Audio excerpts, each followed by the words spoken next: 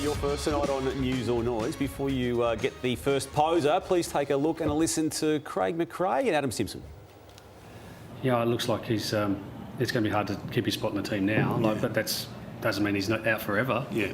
It might be 1 or 2 weeks. I don't know. Just go back and be the Ash we love. Yeah, he didn't have a good day. Obviously got subbed out just after half time, and he's probably going to need find some form at waffle level this week. So I put to you, Lordo, dropping players post-match, it's a bit harsh. That's noise, Damo. I just love the honesty from coaches. We criticise them when they don't give much, so I love what they did on the weekend. Yeah. Ed, the best of 3 grand finals idea is a ripping idea. Yeah, it's a ripping, if you're ripping it up. No, it's not that long ago that everyone had conniptions about playing a replay in a grand final. Now we're going to play 3.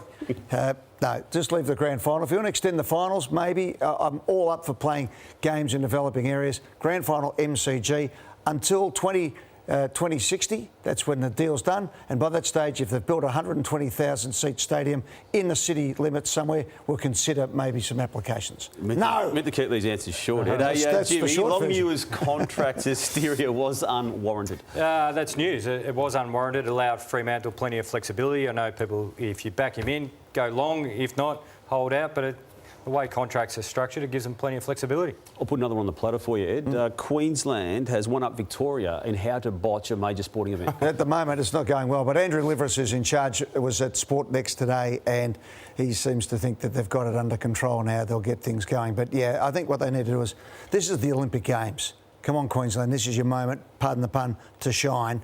Get into it, get it sorted out. Lordo, Nick Daicos' first 50 matches. It's the best 50 of all time. Best first 50 of all time. In recent times, Damo, you're saying all time, I'll say no, but in recent times, that is news. What a player he is. Let's just appreciate it, celebrate him. I think people try and knock him and try and bring him down.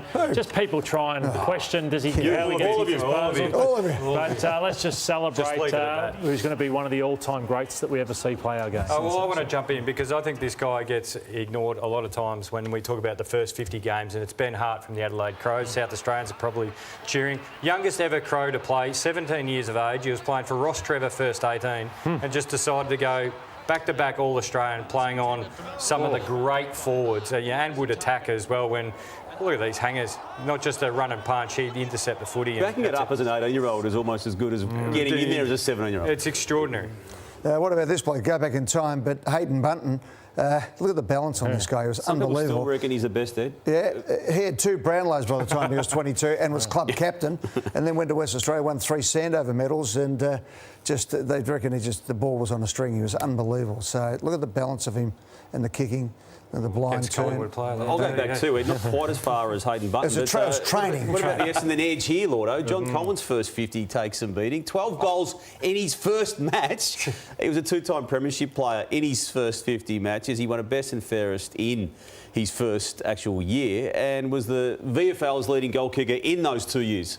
It's amazing to think he got the Coleman medal. He only played 98 games. His son wouldn't have qualified for father-son. But what an impact. Yeah. Just unbelievable. Have you heard Ali Kepis' story about John Coleman? He was having a blue with Coleman, who was his coach. He went to throw a punch at Coleman, who ducked, and he knocked out the club doctor. Ali Kepis, that's one of his famous stories, and he'd be watching tonight, so hello, the Kookaburra. The Kookaburra, one of the great personalities. Good on you, Cooker. Great wine too, Epis wine. Yeah, beautiful. Very nice.